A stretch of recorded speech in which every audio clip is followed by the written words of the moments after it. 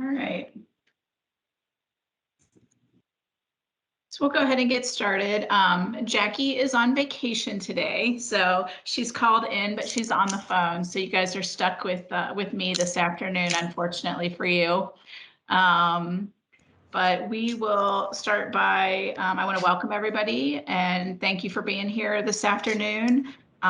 Reminder for members, please, if you don't mind, turn your camera on and be in charge of muting and unmuting yourself.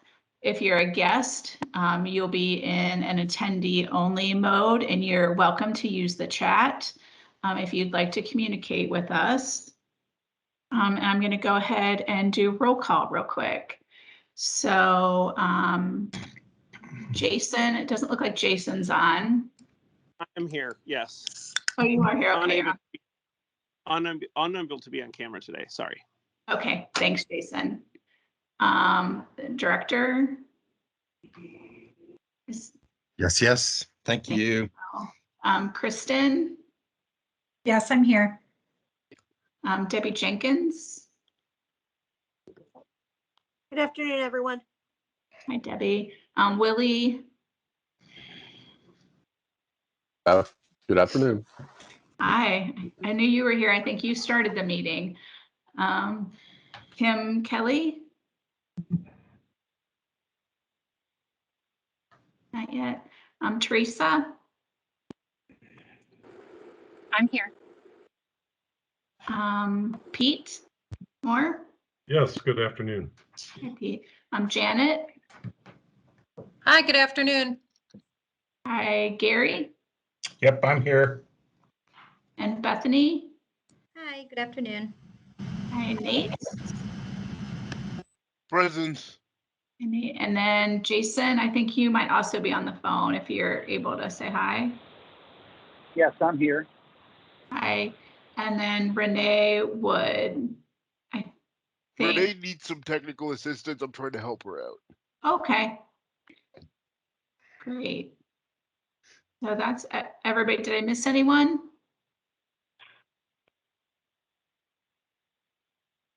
Thank you. So I'll go ahead and pull up the agenda real quick.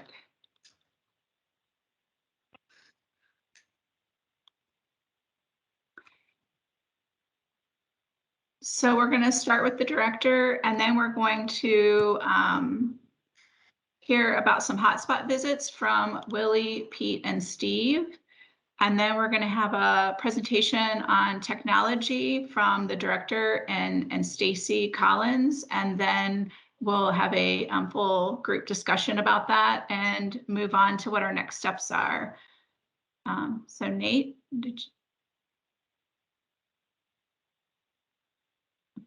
I'm sorry, I thought I saw you raise your hand. Okay, so I'll turn it over to the director first for welcome. Kim, Jackie, thanks. Hello to everybody. So in short order, we'll get to our agenda. I am, some of you know this, we talked about it earlier this morning. I have a 3 o'clock call with the governor's office today on a couple of things, draft waivers, rule waivers on eliminating the requirement for the high school degree GED. And within that, to make sure we get the scope, that'll be for a year period of time. That's the draft of the waiver of the rule to see how this works. And at the same time, making sure that if one hires one without a high school degree or GED and they work out with continuous employment, that we're not forcing them to go back and get that GED or high school degree. I want to make sure that folks are aware of that. So we're removing some of that anxiety and possible having to let people go, you know, as we go through this. And at the same time, if we're, again, my fingers are crossed for this discussion, I'm looking forward to it. We will try and sweep in those also where they have gotten an agency waiver, so that again, you're not faced 2 years down the road with, you know, having to let someone go that has worked out well. So we will cover that. I am hopeful the same would apply then. Well, no, that's not the right wording. The second piece of the puzzle is around the age grouping, 16 and 17-year-olds, the ability to hire, with parameters around that. You will have supervision at all time. You're not doing some of the direct support work per se, so you're not doing the more intimate care, but we'll see how that goes, and we'll try and be fluid again, and we'll try and adapt if we can do that.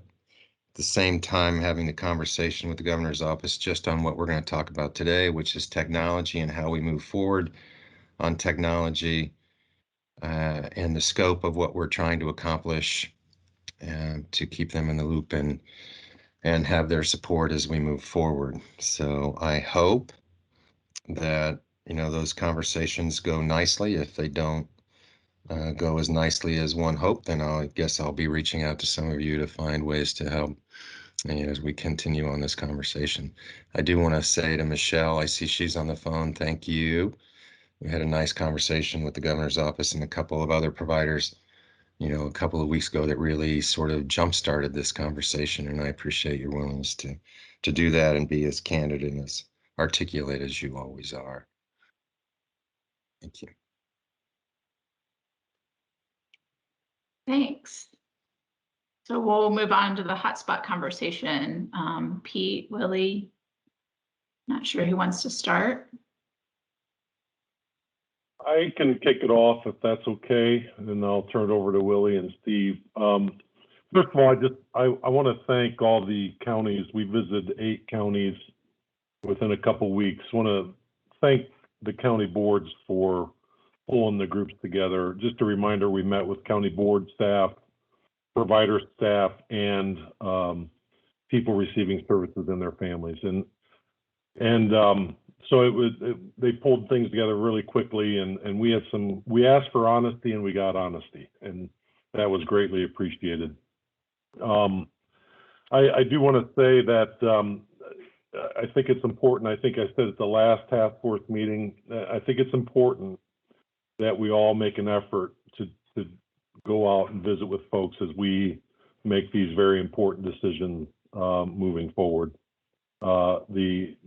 A lot of the things that we thought are true about the workforce crisis are true. It was, confirmed. But it's one thing to kind of hypothesize and think about these things. It's a whole nother thing to hear from the voices of the people, and that may sound cliched, but it's very much true, and I appreciate it very much. I know it's to be honest, it's lit a fire in me to really do as much as we can, as quickly as we can to alleviate the pressures of the crisis. For sure, it's worse in some places than others, but in those last 2 visits especially, there was just some impassioned pleas from providers, some very heartfelt feedback from people receiving services that they're just inches away from losing some very valuable services, and we have to figure it out. And I think one thing that was reinforced that we've done throughout the pandemic, and I want to thank Director Davis for always pushing this, was person by person discussion. I almost feel like every person receiving supports in our system right now needs some kind of crisis backup plan in case something drastic happens over the next foreseeable future. So those are my takeaways. I'll turn it over to Steve and Willie for their thoughts. Thanks, Pete. So it's really been eye-opening to see and listen to folks. I know I told the one group, you don't know what love looks like until you listen to the parents and what they talk about for the experiences for their sons and daughters. I think one of the things that, what I think this has done, COVID and the staffing crisis have uncovered a weakness of our system, which is the focus on paper. We've heard that a lot, even from some of the SSH, as well as families, that we're overburdened with rules and there's a lack of trust. So I think those have been highlighted as weaknesses, but I think the other thing is brought out the best in our system. And I think there's increased collaboration, partnership at all levels that we've never seen before. I think it's between county boards and the department and the providers, and relationships between county boards and providers. So I hope that continues. We've seen that increased collaboration and partnership. I think in the last 2 rounds of hotspot visits, an issue that's surfaced that we've heard is the mental health issues of people served. We heard that in our last 4 visits, and that's both for individuals and families. I don't know how to address it, but I think it needs to be out there for discussion. Is that has been an area that people have expressed. We've also heard that DSPs and frontline supervisors, they're at that breaking point. Working so many hours, they're starting to make the decision to leave the field, even though they love it, because there's no work-life balance. Frequently folks are in tears just because they can't take it anymore. I think the other thing that I wanted to highlight is it's been wonderful to have reps from the department there. They've been open, honest, receptive, and have just been good partners in this process. I think, as Pete said, providers and families want to be heard. I think it's going to be critical for ongoing chances for them to be listened to and heard from county boards as well as the department. I think that's pretty much it. I mean, we can't get into, it's the same themes that we've seen. It's real, it's there, and, we're going to have some strong, bold action steps to address those issues.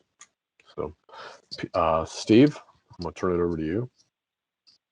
Thanks, Willie. Thanks, Pete. I echo everything that both Pete and Willie said. I think looking at it from what we heard from the families in these meetings is just as they said.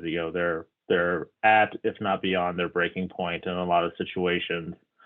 And hearing about the toll, the mental health. I think we brought up in the last meeting the example of the mom who she gave up her job, her career to stay at home. She became an independent provider.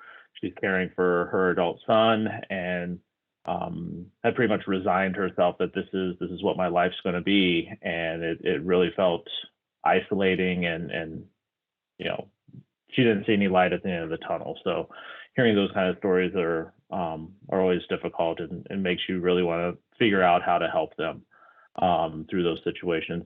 The families, a lot of their feedback that I was hearing as far as solutions was around, making people aware of the DSP position, and really showing that it is a highly skilled position, that the range of skills and tasks that DSPs provide for their loved ones is pretty amazing. And you could really hear it in their voices how appreciative they are of the help and the support that they get from DSPs when it's available. So it really encouraged me to hear those bonds between families, people receiving services and the DSPs. They're there. It's a matter of how do we increase those the opportunities for DSPs to come into the field and form those relationships. It was all about relationships, and that's what stood out to me, especially in these last couple of visits.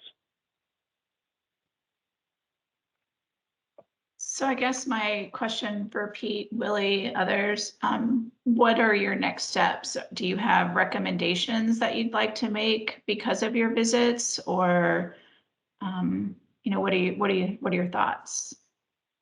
We're in the process of consolidating our notes, and I didn't know if Stacy or Ann, if you guys want to add anything to this as well. But we're in the process of consolidating our notes and coming up with some recommendations for the task force. Okay. Stacy or Ann, did you want to add anything? I think that Pete and Willie and Steve did a great job summarizing everything. I think the only thing that I would add is just everybody overall in all of the groups had an understanding of what was happening and what was going on, and they wanted collectively to be part of the solution. And they discussed multiple ideas and multiple solutions, but it's just working together to do that, of course, and then finding those solutions that balance what individuals and families are saying versus, what we heard, providers or county boards saying. And so it's just a process of figuring those out, but it was definitely great, and appreciate the opportunity to go out there and to meet with everybody, and just lots of information to give back. So that's the only thing I had to add. Hi, sorry, I had to go back in and come back in to be able to comment. I think one of the biggest takeaways from this is it really, one of the things Pete said, it really helped to highlight how important the relationship is between the county board, but not so much the county board, but the team and the provider, and discussions around, being prepared, being ready, having conversations with families and parents about, where we are as a system right now and what that potentially means to them. I think that, part of my takeaway was some counties who had really, really strong systems in place for doing that, and, being able to incorporate those examples into, communication that we'll share with this task force, and, how to utilize those examples to create a statewide emphasis on those relationships and that role of the team in being part of the solution. Thanks. Does anyone from the task force have any questions or other things they want to throw out before we move on to our technology presentation? Yeah, this is Debbie. So, Stacy, you mentioned something, and I was wondering if you could expand upon it a little bit.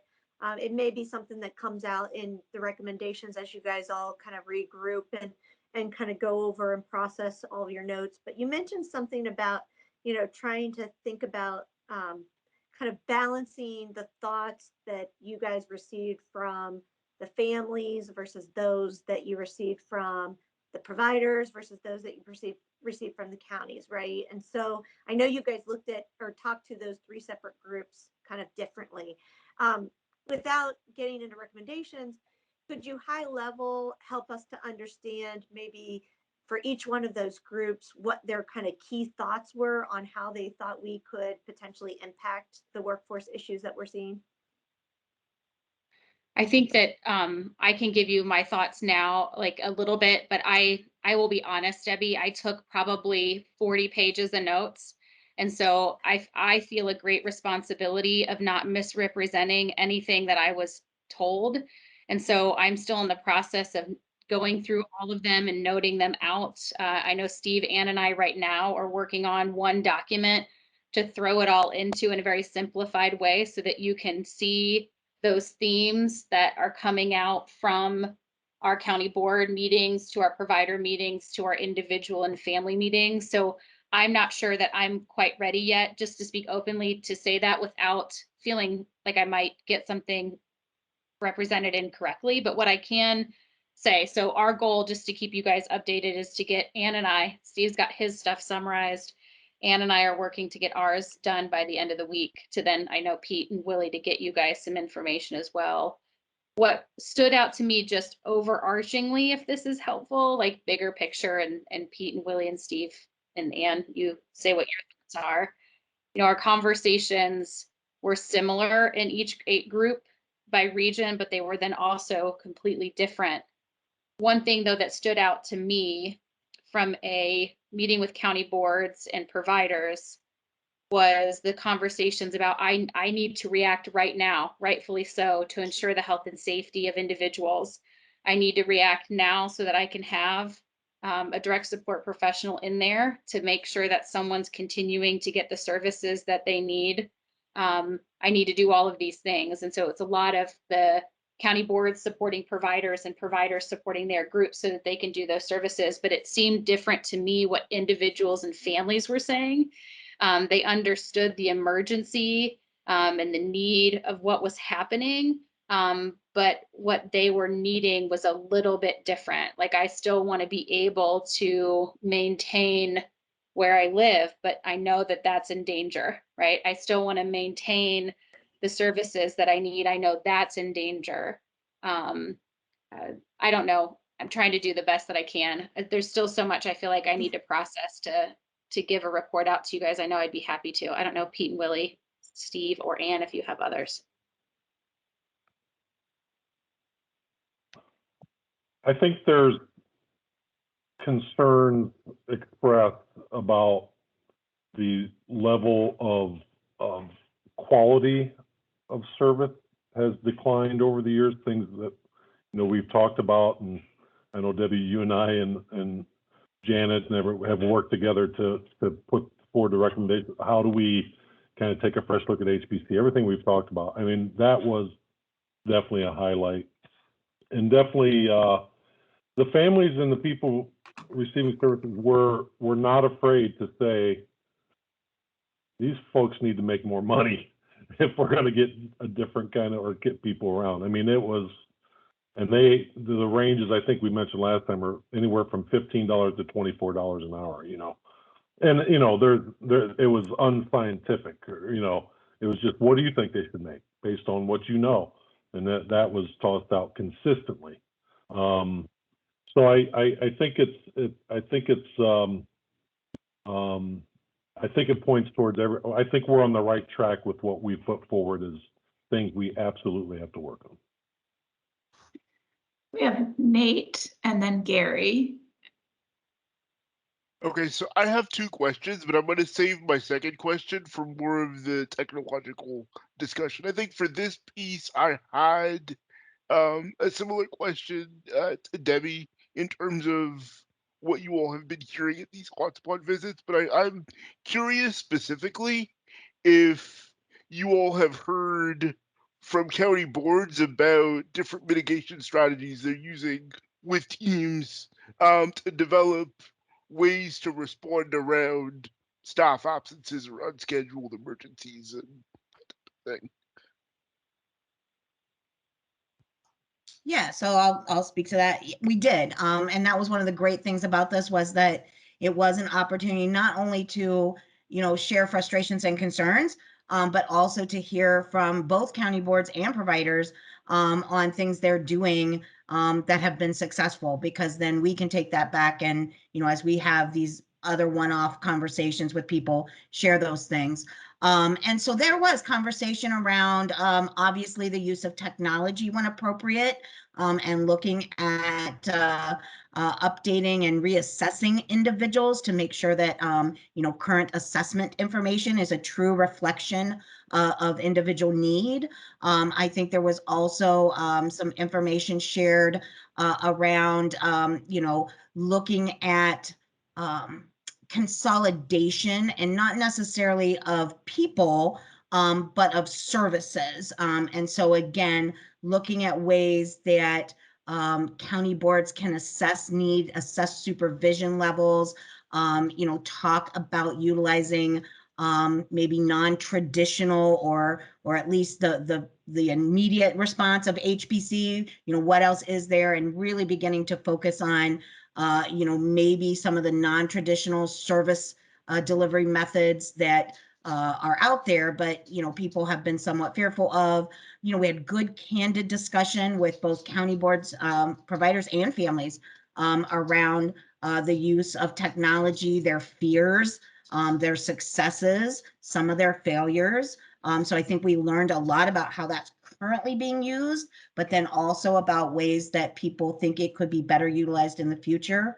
Again, you know, we had some providers who have been able to look within their own organization at capacity and talk with individuals about, you know, sharing living arrangements and things that, you know, initially weren't put on the table because the supports were there, but teams are beginning to have some of those new conversations. So those were some of the things that were shared, again, by both county boards and providers of what at least is going on and is bringing some success to dealing with maybe individual issues. I would not say that those were things that I felt were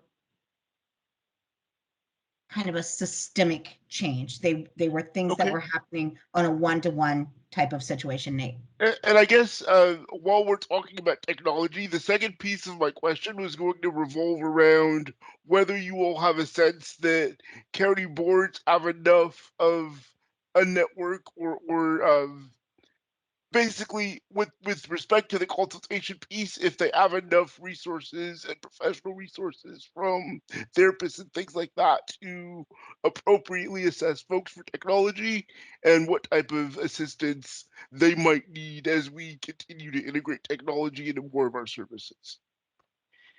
Yeah, I think, Nate, you'll hear some of that in the next presentation. So if Stacy or the director don't address that, please ask again. Okay, or remind Okay, us. Okay. thanks. And then Gary, and then we'll get started on the presentation. Okay, thanks. Sorry, my phone keeps ringing. And acknowledging that it's worse than it's ever been, did the groups include level 1 and self recipients? Because this is not a new challenge for them. In fact, the data will show they're not using their waivers to the max because they've never been able to find providers who come in for such limited hours. Was there discussion with those families as well and individuals? We didn't really narrow down too much. I'm sorry, Steve. I don't think, I don't recall asking people what waiver they were on about. Okay. But to your point, Gary, I do think a lot of the discussion was, it wasn't that great prior to the pandemic, and Yeah. it's definitely worse now. Right. So to your point, I think there was definitely some discussion around that. Okay. Well, and I don't know how some of you are connected. I know Ann is, to some social media stuff. Parents have created their own social media sites now to find providers. And it's been touched on. Our network is not good, as you know, but some of the counties are resisting the families creating their own sites, and I have told them they can't even refer people to these new social media sites that connect. I've told them that's baloney. They can if they want to, but some of the SSAs, and I can't identify counties, they didn't say that, but parents are creating sites to match themselves up with existing providers outside of our provider search engine. And it's just, I can send any of the links, but they've been fairly successful outside of the DD system. It's simpler. It's like putting a poster on the church bulletin board saying, I have XYZ disability, I need help transferring, anyone want to help me? And they're finding that simplistic method to work far, far better than try to search for a provider on a search engine that doesn't really work very well.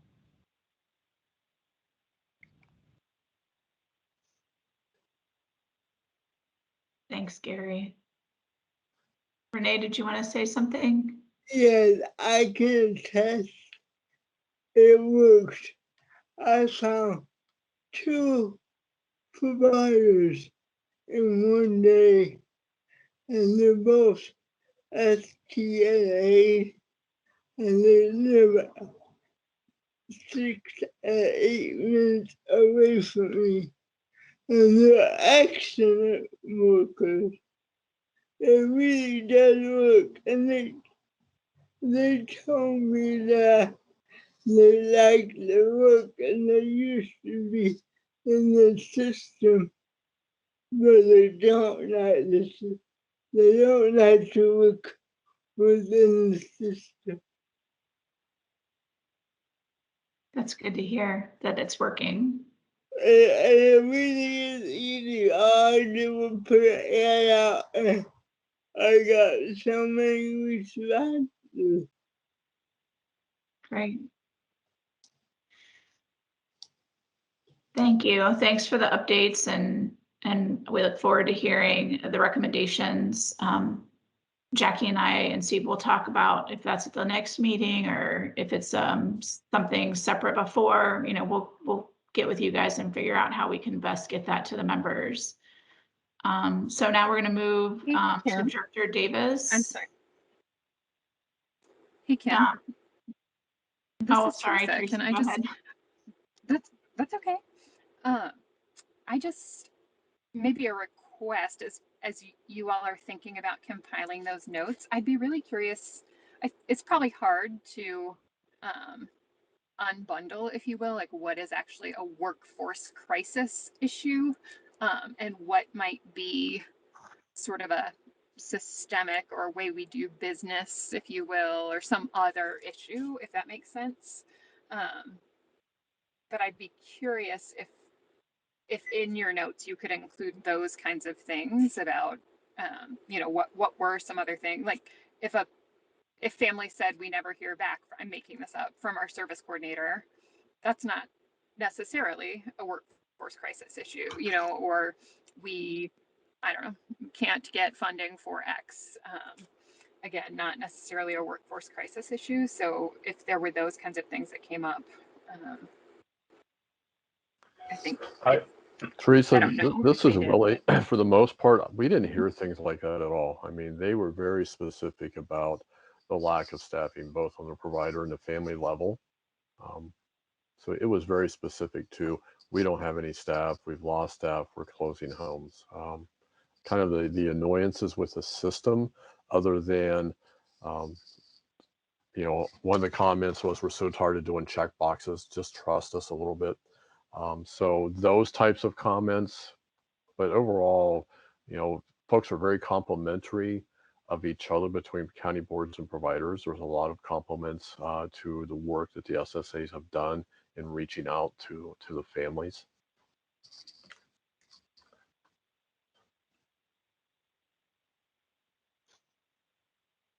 Thanks. We can certainly, when we can look at the notes through that lens, though, as we move to talk about that. All right, so Director Davis is going to share some technology first information with the group. Yeah, Kim, thank you, and Stacy will join in.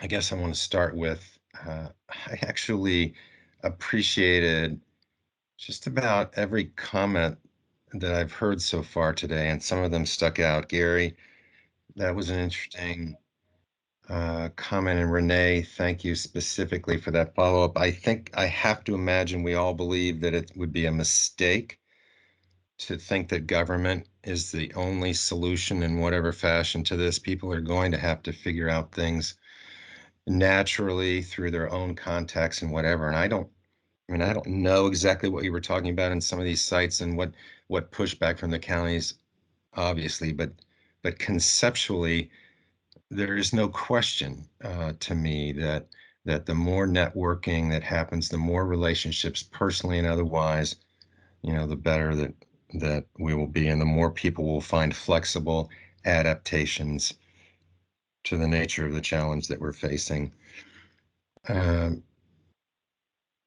Yeah, I forgot the other ones, but I might come back to them. So the comments that, as we start this remote supports, I have to believe that everybody on this call will understand what we're talking about here in its context.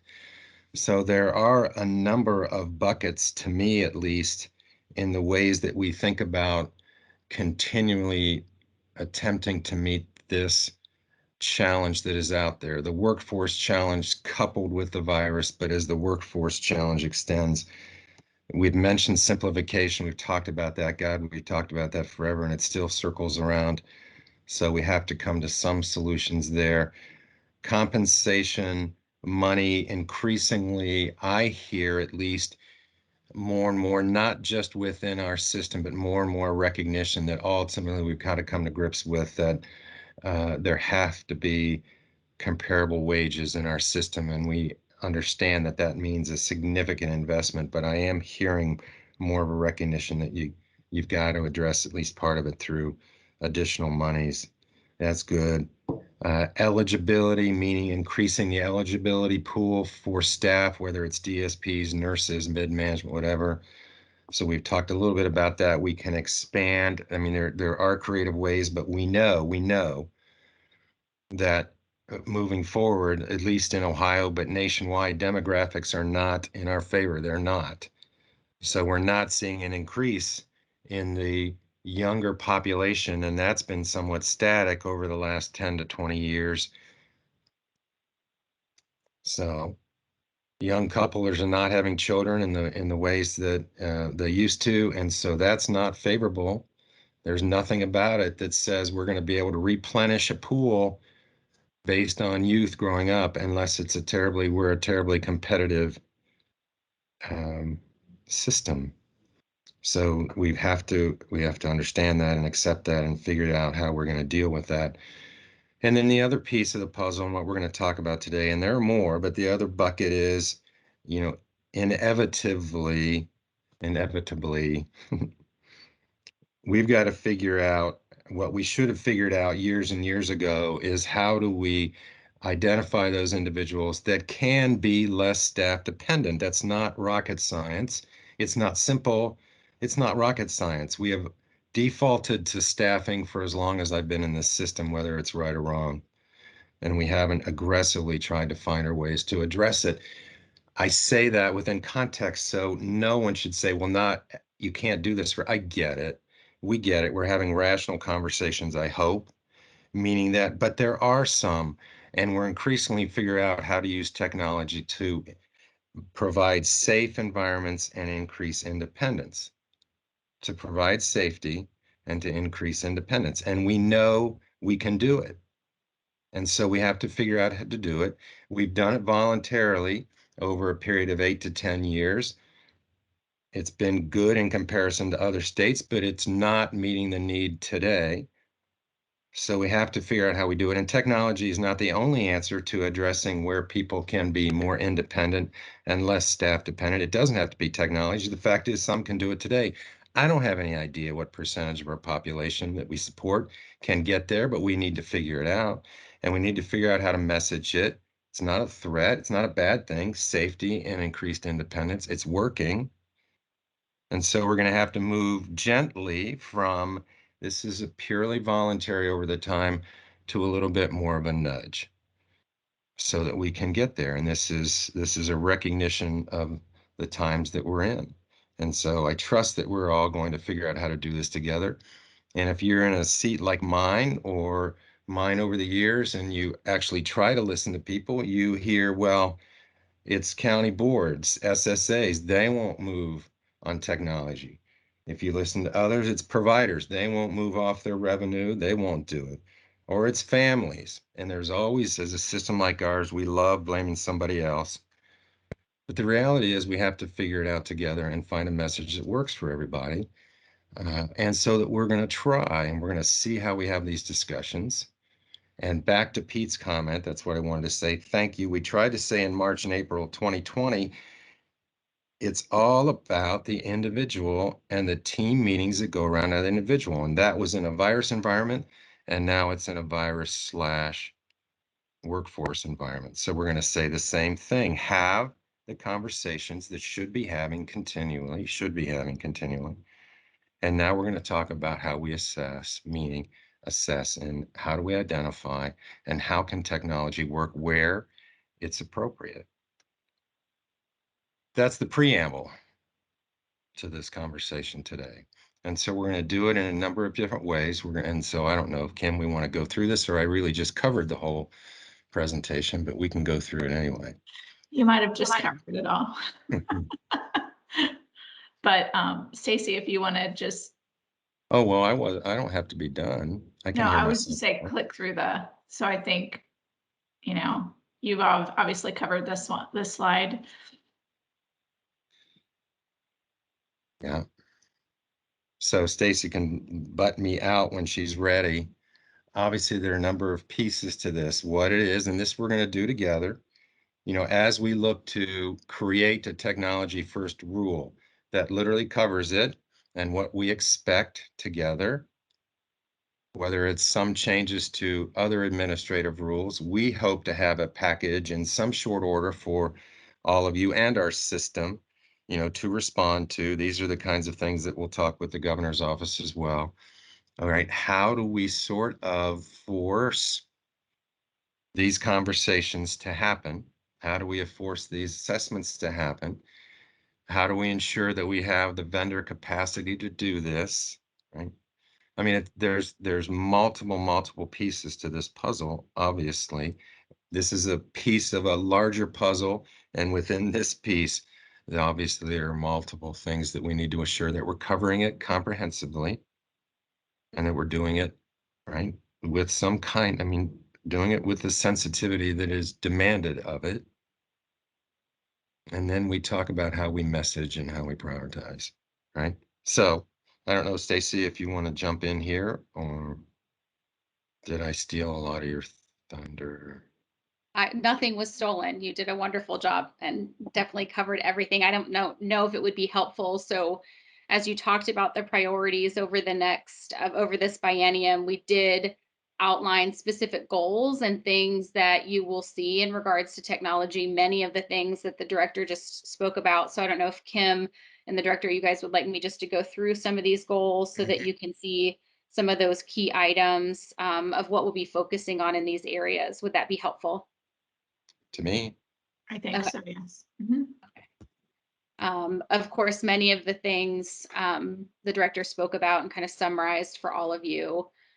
So of course, empowerment and collaboration is going to be a big piece, and empowerment and collaboration with individuals and families, and making sure that in our work that we are supporting individuals and families to explore technology as an option, that we're doing that through, like the director said, in-person center planning, that we're doing that in the assessment, but that we're also doing it in our outreach, our education, and any community-based experiences. And so under this goal, some items that we are working on. So the things that are not highlighted in blue are the items that we are moving forward, have been working on over the last several months related to the biennium budget. The items highlighted in blue are the items that, of course, we'll be prioritizing. We've been working with the director and others across the agency over the last week or so to prioritize and continue to expand the work that we're doing around technology, just in case you're wondering what the differences are. So under goal 1, working to expand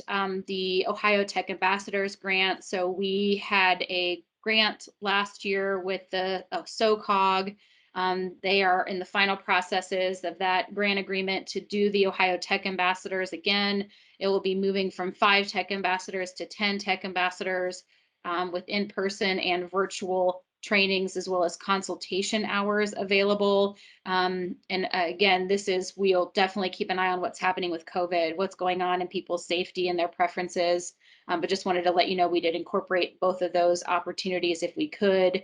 We're going to be working to incorporate technology throughout all of our family outreach efforts. It was clear over the last several weeks going out to the hotspot visits around families' comfort around technology, and a lot of questions and fears and concerns and anxieties that they had around technology. And so connecting with them, understanding that.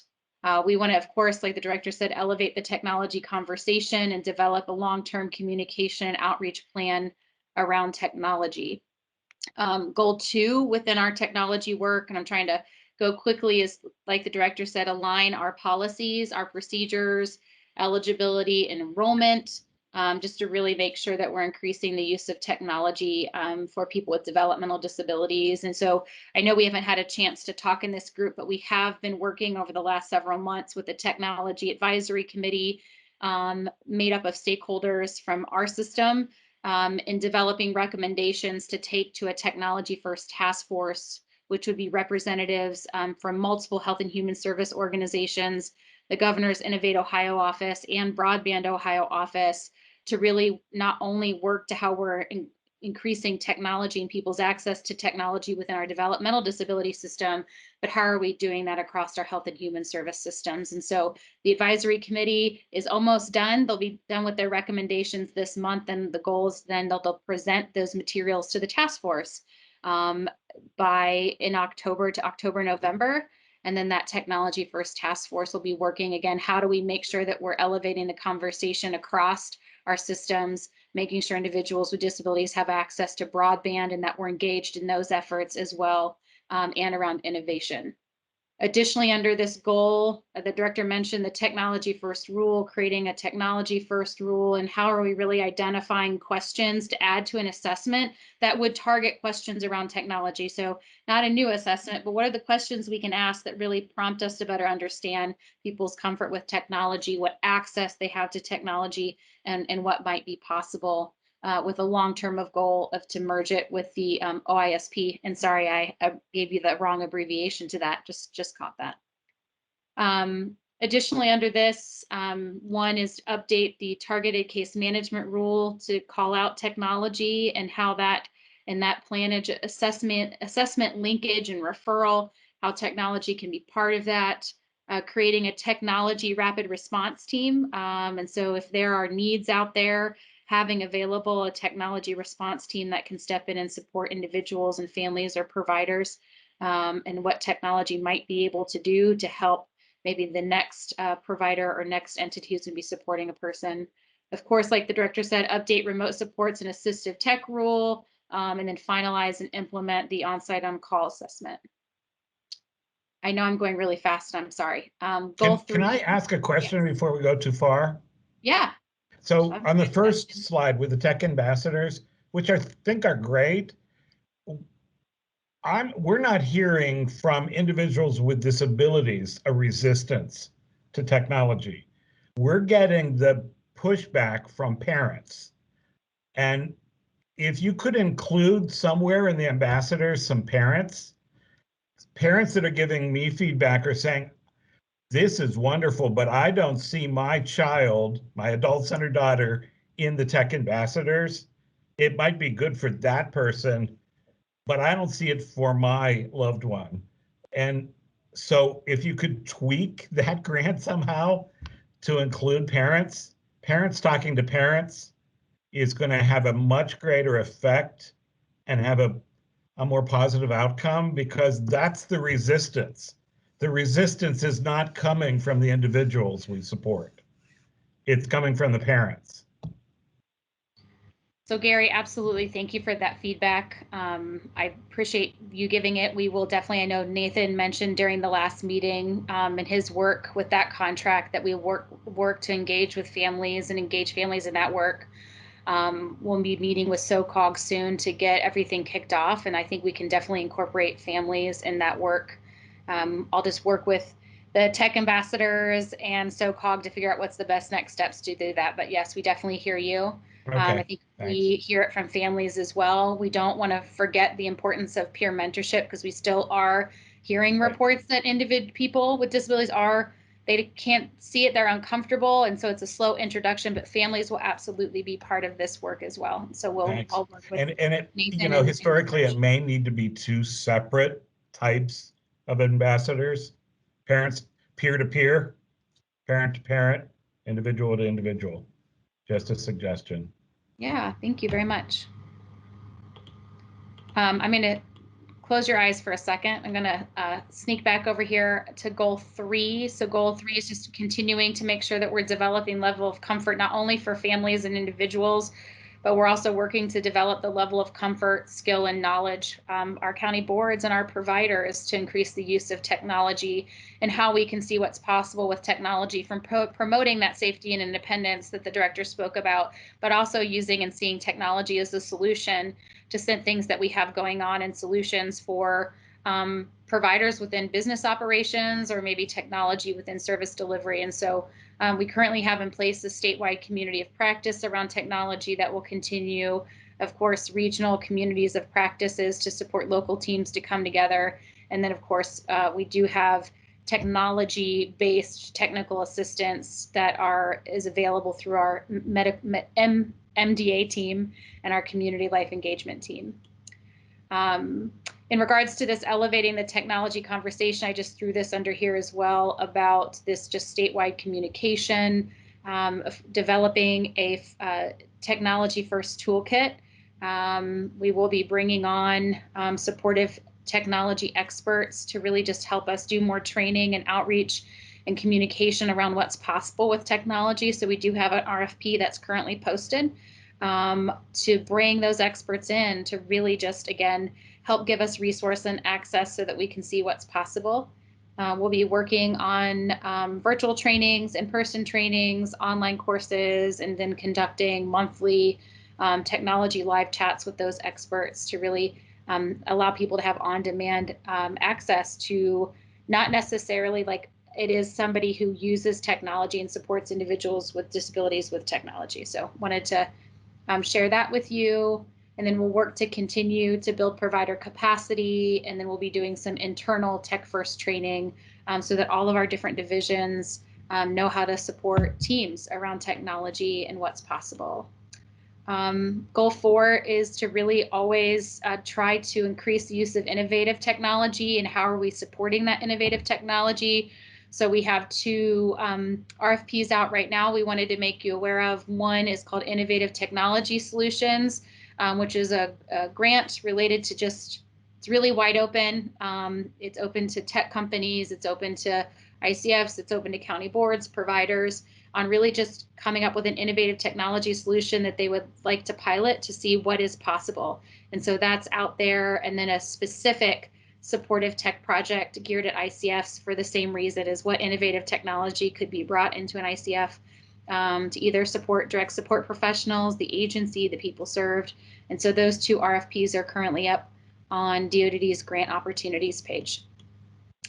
And then goal 5 is to engage with businesses, just to increase the use of innovative technology. And how do we connect with the Innovate Ohio office, the broadband office?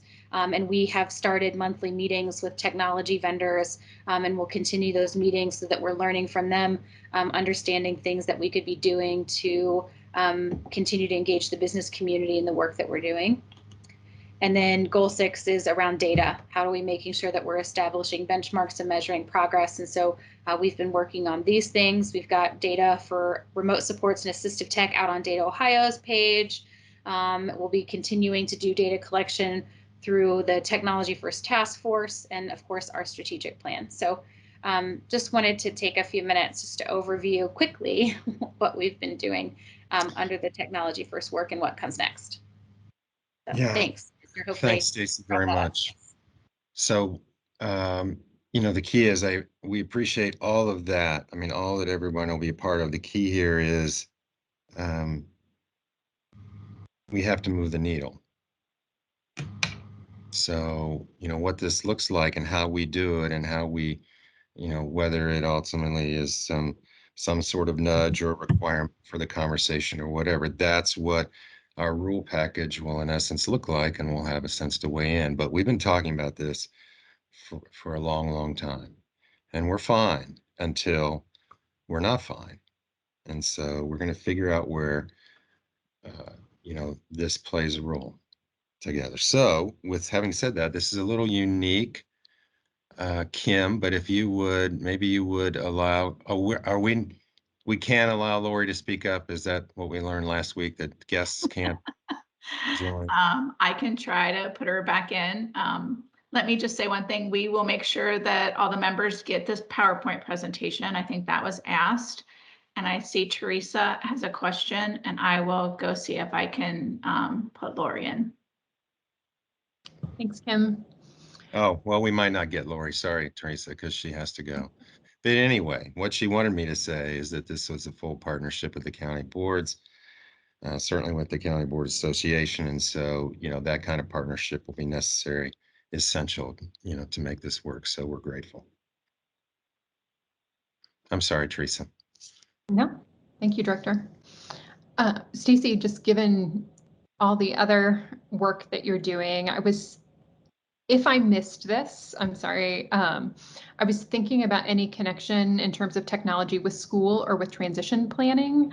And so, for example, even thinking about what Gary was saying in terms of families, where I've seen probably the most interest from families are families who have school-age children. I think it was Kim from DeSaco one time that I remember said, you know, they just started using a nanny cam or Nest, whatever, to take a walk around the block to just start to experience some independence and become kind of more familiar with technology. I know right now, for example, in transition planning capacity for independent living is kind of optional, but that might be it's not optional, I should say, it's when necessary. So I guess there's a lot of subjectivity around when it's necessary, but maybe starting those conversations with ODE about when and how and if technology could support those post-secondary goals could really move the needle. You didn't miss it. I did not add it in here, Teresa, and I think that you're absolutely bringing up a really critical point. We have started having informal conversations with the representatives that I know we work with around transition, around incorporating technology into our multi-agency planning work, combining that in regards to what we're doing with the Employment First Task Force of how do we incorporate technology. The goal is that when this technology first task force comes together, we will be kind of pulling that all in. So nothing tangible at this moment, but that is one of the goals of the technology first task force. Thank you.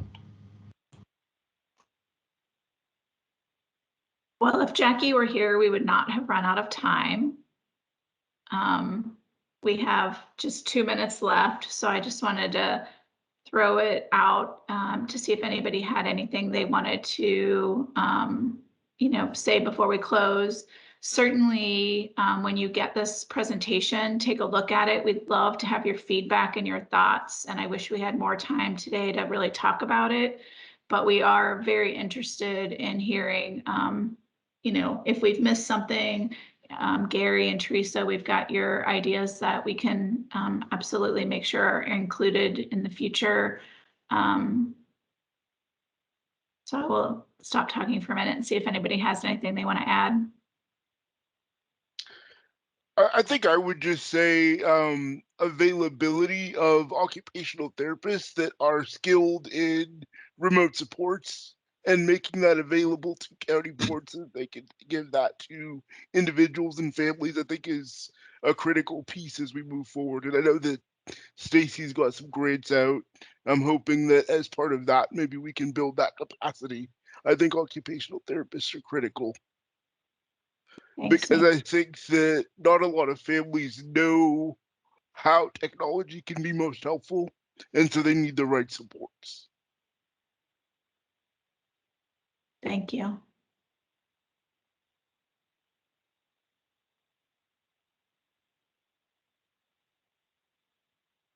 So we meet again on the 22nd, I believe, at 1 o'clock, and it is for a longer 2-hour time.